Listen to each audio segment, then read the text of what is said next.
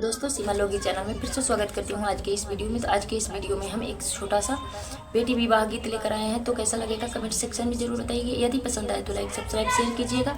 तो हम शुरू करते हैं इस गीत को, और बहुत प्यारा गीत है, पूरा सुनिएगा तभी अच्छा लगेगा। तो हम शुरू करते हैं इस गीत को। मोरा पछुआरा पापा के कर बाजन बाजल के कर हो खले बिया।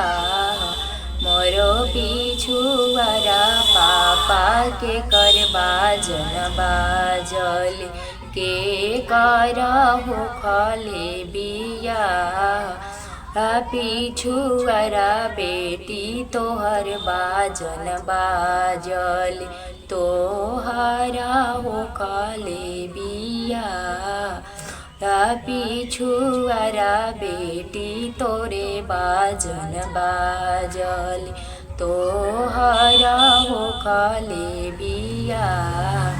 सोने के पिंजरा बनैया मोरो पापा, ताई पिंजरे रखी छुपाए। सोने के पिंजरा बनैया मोरो पापा, ताई पिंजरे रखी छुपाए। हजी के लोग रम ज्यादा हई गे बेटी, ले जाइए पिंजरा सहित। वदापुर के लोग रम ज्यादा हई गे बेटी, ले जाइए पिंजरा सहित। मोरो पछुआरा अंकल के कर बाजन बाजल के कर हो खले बिया।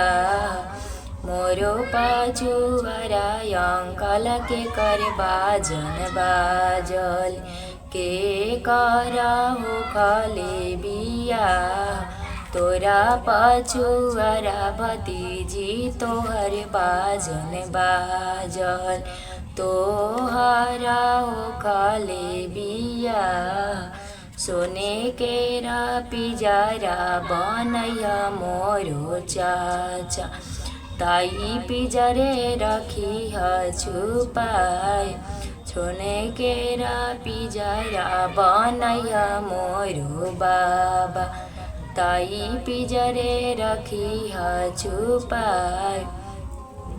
हरी के लोग रम ज्यादा हई गे बेटी, ले जइहन पिंजरा सहित। अपुर के लोग रम ज्यादा हई गे बेटी, ले जइहन पिंजरा सहित।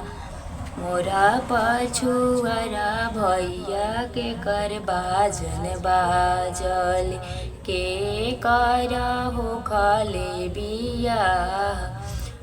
पछुआरा बहिनी तोहर बाजन बाजल तोहरा हो खले बिया। सोने के पिंजरा बनैया मोरो भैया, ताई पिंजरे रखी छुपाए। दापुर के लोग रम ज्यादा हई गे बेटी, ले जइहन पिंजरा सहित। जनापुर के लोग रम ज्यादा हई गे बेटी, ले जइहन पिंजरा सहित। तो दोस्तों यही एक छोटा सा हम बेटी विवाह गीत सुनाए हैं आप लोगों के साथ। यदि पसंद आए तो लाइक सब्सक्राइब शेयर कीजिएगा, और जैसे सभी को आप लोग प्यार दुलार देते हैं उसी प्रकार हमें भी दीजिए।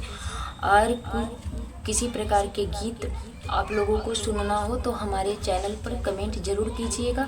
हम प्रयास करेंगे उस प्रकार के गीत लाने के लिए। तो फिर मिलते हैं अगले वीडियो में, तब तक के लिए बाय बाय।